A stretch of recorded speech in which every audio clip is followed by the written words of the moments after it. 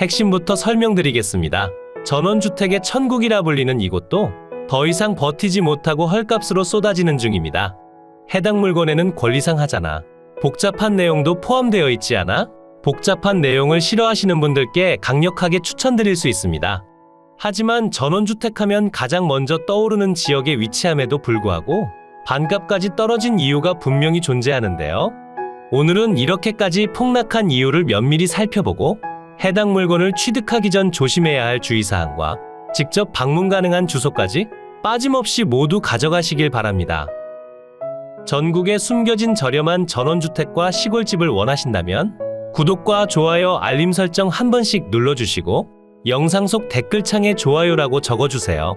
여러분의 좋아요와 댓글은 전국의 숨은 보물 같은 물건을 찾는 데 많은 도움이 됩니다. 오늘 여러분께 소개해드릴 헐값주택의 안내 순서는 집 앞으로 이어진 도로에서 시작해 주택과 토지 순서대로 확인해 보겠습니다. 인터넷 TV 가입 시 최대 48만원, 정수기 렌탈 최대 30만원, 유심 변경 시 최대 30만원의 추가 혜택까지 인터넷 비교원을 통해 만나보세요. 제가 영상을 시작하는 곳은 마을을 통과해 집 앞까지 이어진 도로입니다.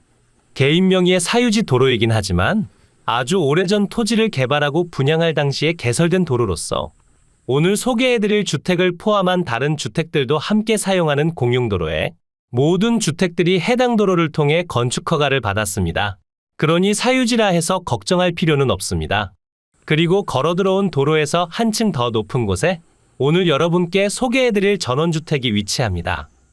도로와 바로 맞닿아 있더라도 펜스나 울타리를 설치하면 되긴 하지만 사생활 보호나 외부인의 출입에 관련해선 한층 더 높게 건축하는 것이 조금 더 좋다고 생각됩니다. 그리고 비워진 지 꽤 오랜 시간이 지났기 때문에 마당에는 석축을 가릴 만큼 자풀이 무성한 상태였고 마당에 식재된 수목과 조경수도 크게 다르지 않음을 알 수 있습니다. 대지 경계의 끝단으로 이동하면 옆집의 경계와 맞닿아 있는 곳을 확인할 수 있고 2018년도에 옆집 분께서 주택을 매매하며 측량을 해두셨기에 서로 간의 경계를 침범하지 않는다는 점도 확인했습니다. 그러니 물건을 취득한 다음 별도로 측량을 진행할 필요가 없고 현장에 가보시면 경계점을 표시한 말뚝을 확인할 수 있습니다. 그러니 이곳을 경계의 끝쪽이라 생각하면서 주택을 둘러보시길 추천드립니다. 그리고 주택의 마당으로 진입하는 곳이 여기라고 착각할 수 있는데 처음에 진입하던 곳에 주차된 트럭 뒤로 오면 주택으로 출입하는 정문을 확인하실 수 있습니다. 물론 이곳도 풀이 무성하게 자란 상태긴 하지만 돌계단이 확실히 보이기 때문에 그리 위험하지 않게 이동할 수 있고 도로와 지대 차이가 존재하기에 마당에 주차는 불가능하며 도로에 주차한 뒤 걸어서 이동해야 합니다. 무거운 물건을 옮길 때는 상당히 아쉬운 부분이라 생각되나 무거운 짐을 자주 옮기지 않는다면 크게 문제될 사항은 아니라 생각됩니다. 현장에서 주택의 전체적인 모습을 담아내기 어려운 편이라 지금부터는 항공에서 건물 목록과 현황을 살펴보겠습니다. 대지 위로 건축된 건물 목록은 2층 주택과 제시외 건물들이 소재하며 빠짐없이 모두 포함되어 있어 추가적으로 취득하거나 협의해야 할 목록도 없습니다. 전체 건물 면적은 317.72제곱미터, 96.1평으로 상당히 큰 면적을 보여주는데요. 목재 데크의 면적도 포함된 것이기 때문에 면적이 너무 부담스럽다곤 생각하지 않아도 됩니다.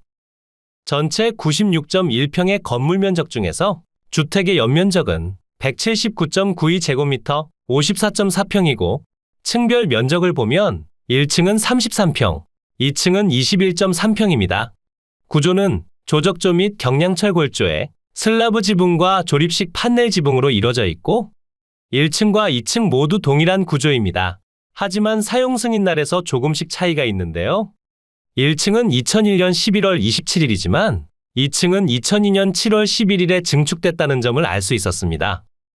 1층이 건축됐고 약 7개월에서 8개월 뒤에 2층이 증축됐는데 정상적인 허가를 받고 진행된 내용이라 건축물 대장과 건물 등기에도 모두 기재되어 있습니다. 그러니 별도 양성화를 진행할 필요는 없습니다.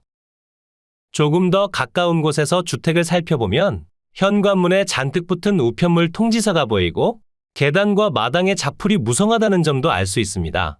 숨김없이 말씀드리는 땅땅 정보통이 확실하게 말씀드리자면 빈집으로 방치된 지 4년에서 5년이 지났고 비가 많이 올 때도 빈집으로 남겨진 상태에 건축물의 외벽과 틈새로 균열이 발생해 누수도 심하다는 점을 알 수 있었습니다. 오랫동안 마을에서 거주하신 분들과 대화를 통해 얻어낸 정보라 신뢰도는 상당히 높다고 생각되며 일단은 주택의 누수가 심하다는 점을 알았기에 전체 리모델링인 필수라 생각됩니다. 하지만 전체 리모델링을 한다고 해서 누수가 100% 해결되지 않을 수도 있기에 누수가 심하게 발생한 건물은 취득을 피하라고 늘 말씀을 드리는데요. 수리비를 들여 실컷 수리를 해놓고 누수를 잡지 못한다면 엄청난 스트레스로 다가오기에 차라리 건물을 철거하고 새롭게 신축하실 분들께 추천드립니다. 외벽은 벽돌 쌓기에 창호는 하이샷이 창으로 마감되어 있고 지하수가 아닌 상수도를 사용합니다. 그리고 난방의 경우 기름 보일러가 아닌 심야전기를 사용하나 요즘은 심야전기 가격이 많이 올랐기 때문에 예전만큼 저렴하지는 않다고 생각해야 합니다. 주택의 측면을 보면 확실히 전체적으로 상태가 좋지 않음을 알 수 있고 옥상에 방수 페인트가 벗겨진 상황에 목재로 이루어진 데크와 정자도 제대로 사용하지 못한다 생각해야 합니다. 현장에서 주택 현황을 확인해 봤으니 지금부터는 항공으로 이동해 해당 물건에 포함된 대지 경계를 살펴보겠습니다. 오늘 여러분과 살펴본 물건의 대지 경계입니다. 주택과 접한 곳은 경계 측량을 진행했기 때문에 확실한 경계를 확인할 수 있지만 반대편 공간은 지적도와 위성지도상에 약간의 오차가 존재했습니다. 하지만 오차 범위가 심하지 않고 대부분은 비슷한 상황이니 굳이 비용을 들여 측량은 하지 않아도 될 것 같습니다. 대지의 면적은 676제곱미터로 204.4평입니다. 정사각형이나 직사각형이 아니기 때문에 표기된 면적보다 조금 더 좁아 보일 수 있지만 실제 현황은 그렇지 않았습니다. 지목도 대지이기 때문에 농취증 발급도 필요 없고 용도 지역도 계획관리지역에 공장 설립 제한 지역, 자연보전권역, 가축 사육 제한 구역 등으로 지정되어 있어 일반인이 취득하는데 아무런 제한 사항이 없고 추후 매도할 때도 별다른 제한 사항이 없습니다. 대지와 접한 도로를 확인해 보면 서두에 설명드린 내용처럼 사유지 도로가 존재하는데 과거에 이곳을 개발하며 분양을 진행할 당시 건축 허가를 받기 위해 확장한 도로로서 해당 주택을 포함해 주변에 위치한 다른 주택들 모두가 건축 허가를 받을 때 사용됐습니다. 실제 통행과 주차도 아무런 문제가 없고 2018년도와 2024년도에도 매매가 이루어지고 있어 도로에 관련한 문제는 걱정할 필요가 없습니다. 도로폭은 조금씩 차이가 존재하기에 가장 넓은 곳은 8m 정도가 되고 평균적으로는 4m 폭이라 생각해 주시면 됩니다. 이제 다시 대지로 돌아가 주택과 제시외 건물 현황을 확인해 보겠습니다. 표시되는 목록은 빠짐없이 모두 포함되어 있어 추가로 진행할 내역이 없고 2층으로 이뤄진 주택은 면적이 조금씩 다르고 사용 승인날도 조금씩 차이 나는 상황입니다. 하지만 정상적인 증축 허가를 받고 진행했기에 별다른 문제는 없습니다. 연면적은 54.4평에 구조는 조적조 및 경량철 골조, 슬라브 지붕과 조립식 판넬 지붕으로 이루어져 있고 기본적인 위생설비 및 급 배수 설비를 모두 갖췄습니다. 하지만 설명드린 것처럼 주택 상태가 좋지 않아 전체적인 리모델링이 필요하며 누수 범위를 정확히 확인해야 하지만 만약 누수가 심각한 상황이라면 건물을 철거하고 새롭게 짓는 게 낫다고 생각되니 올해 거래된 주변 토지 시세를 참고하고 해당 물건의 주택 철거비를 감안해 조금 더 저렴하게 취득해야 합니다. 그리고 주택의 일부로서 사용 중인 수많은 제시외 건물들이 있는데 대부분 목재 데크와 정자가 되며 1층의 휴게실 및 목욕장의 경우 정상적인 허가를 받지 않고 증축된 건물로서 추후 이행강제금이 부과될 여지가 다분하니 리모델링을 진행할 때 철거하시길 추천드립니다. 주택의 방위를 보면 거실 창문 기준 북향임을 알 수 있는데요. 남쪽과 서쪽은 임야에 막혀 있고 동쪽은 다른 주택을 바라보기에 사실상 신축을 진행해도 북향으로밖에 건축하지 못합니다. 그러니 이 부분도 잘 감안해서 생각하시길 바랍니다.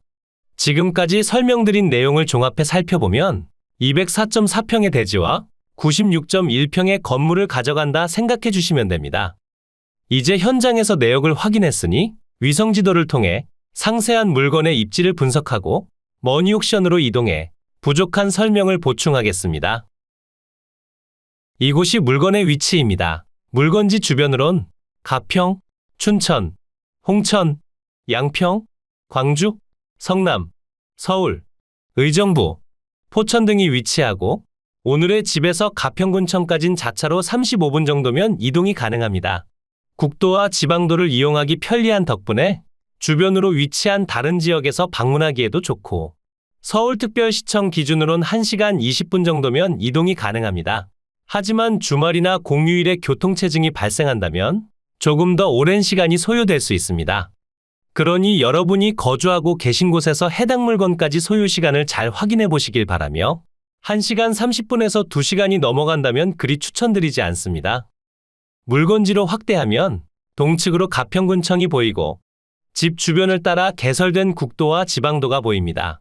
그리고 남측에 청평역과 아침고요수목원 등이 위치하기에 수많은 관광지와 휴식 공간으로 사용하기에도 좋습니다. 그리고 청평역에서 주택까지 20분 정도가 소요되기에 전철을 타고 이동한 뒤 집 앞까지 택시나 버스를 타고 이동하기에도 좋습니다. 걸어서 이동 가능한 거리에 편의시설이 없다는 점은 다소 아쉽게 다가오나 차량으로 3분 정도 거리의 시장과 하나로마트가 위치하니 편의시설에 대한 부족함을 느끼긴 쉽지 않고 각종 프랜차이즈 음식점과 카페, 그리고 수많은 맛집들이 즐비하니 적당히 즐기기에도 좋습니다. 집 주변을 살펴보면 수많은 농경지가 펼쳐져 있음을 알 수 있고 주택으로 진입하는 도로와 주변에는 축사도 위치합니다. 현장에서 꽤 오랜 시간 머물렀지만 축사의 냄새는 느낄 수 없었습니다. 하지만 사람에 따라 조금씩 차이가 있을 수도 있으니 이 부분은 현장에서 확인해 보시길 바랍니다. 집 앞까지 이어진 도로를 확인해 보겠습니다. 어디에서 방문하더라도 내비가 집 앞까지 정확히 안내하기에 찾아오시기에 어려움은 없을 듯하며 왕복 2차선 도로에서 마을 방면으로 들어간 뒤 여기서부터 대략 700m 정도만 더 이동하면 됩니다.